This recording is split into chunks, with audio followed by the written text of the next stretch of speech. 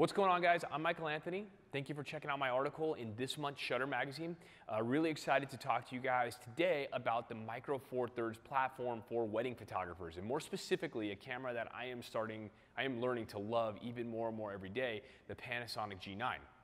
Now, up until this point, I've been a full-frame shooter since 2012. I started with the Canon 5D Mark II, then to the Mark III, Mark IV, 1DX, and then eventually moved over to the Sony platform because of my love for mirrorless technology, right? Now, there is one common trait among Sony, Canon, Nikon, all of those full-frame bodies, and that is that they are bulky, heavy, and as a traveling photographer, it can be kind of strenuous a lot of times to carry along an 80-pound bag with me all over the places that I go.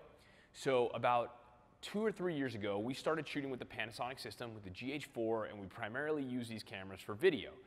We moved on to the GH5, and then Panasonic earlier this year announced their first still-focused photography camera. In the past, the GH5 is a good hybrid camera for video and stills, but the Panasonic G9 is primarily for still photographers. Now, in this camera, there's a lot of features that I talk about in my article, but that's not really what I'm going to be talking about in this video. What I want to focus on in this video is the portability factor and the reasoning for doing this. And is Micro Four Thirds going to be good enough for professional photographers? Well, if you would have asked me this question 3, 4, 5 years ago, I would have said definitely not. The low light performance, the dynamic range, the fine detail, all of those things were not as good as they could be in a professional camera, as good as what you should be able to provide for your clients. But just as in full frame cameras, as technology has gotten better and we've gone from 3,000 ISO maxes to 25,000 ISO maxes, the Micro Four Thirds platform has also improved. Now, when you take the improved sensors and you factor in the weight savings, we're talking a major savings in weight and in the actual size of your lenses. It is astronomical, and it allows you to do a few more things, right? On a wedding day, rather than having to lug all of your gear around upstairs, downstairs, up mountains, down mountains, you can carry a small shoulder bag that can fit 8 to 9 lenses in 2 camera bodies, and it's light. It's not going to be something that is going to be stressing you out. Now, I work out every day, okay? I exercise, my wife does too, we're in good shape, but okay, when you're carrying 80 pounds around with you, and that's what our camera bag weighed, it can be a little bit cumbersome, right?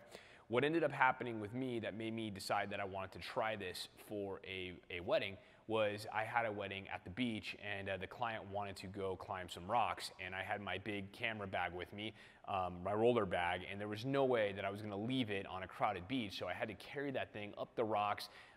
We were slipping, it was stressful, and overall, it just made me think that there had to be a better way of doing things.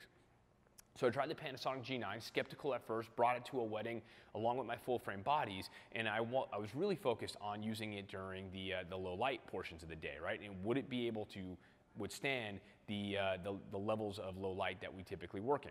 And then I found myself looking at the situations, right, and saying, 1600 ISO, 3200 ISO, looking at the images with a little bit of noise reduction in post-production, these files are more than usable. In fact, because I'm able to get to my shot faster because of the fast focusing speed of the G9, I'm actually able to capture moments that before I wasn't able to do during sequences like dancing or processionals, things like that, right? When you combine the camera body, which is much, much lighter than a full frame body, even if it's a little bit larger, the body itself, than a Sony body, you're talking about half the weight at least. But then when you combine it with the lenses, that's when the savings, the real savings actually comes. You're talking about a 70-200, which is typically, and I know for size perspective this doesn't help, probably should have had one of these here when I was filming this video, but for size perspective, 70-200 is about this big, and then for a Micro Four Thirds, it's about that big, right? A lot smaller, a lot thinner, and a lot lighter, right? Which makes it a lot easier to get to the shot in the day because you're carrying all of those lenses with you as opposed to leaving them in a bag and having to work with what you got, go back to your bag, and then change it out. When it comes to image quality, these images are very, very sharp because, especially with Panasonic, Panasonic has partnered with Leica to produce some lenses for their camera line. And those lenses are very, very good quality. Some of those lenses are built to Leica specification, like the 42.5, which is one of my favorites. It's an 85mm equivalent. The bokeh that produces, along with the overall sharpness from corner to corner, which is important to understand about the Micro Four Thirds system. You're gonna get sharpness from corner to corner with all of your lenses. It's excellent, right? So for me, guys, when I'm shooting weddings, my wife and I did a few weddings with this as our primary system before we decided that, hey, this is something that we're gonna roll with. Now, does that mean we're selling our full frame cameras? Definitely not. I'm not quite ready to do that just yet. We're keeping those full frame cameras for certain situations, especially things like our A7R and our Fuji GFX. Obviously, we're gonna keep that because they're different animals, right?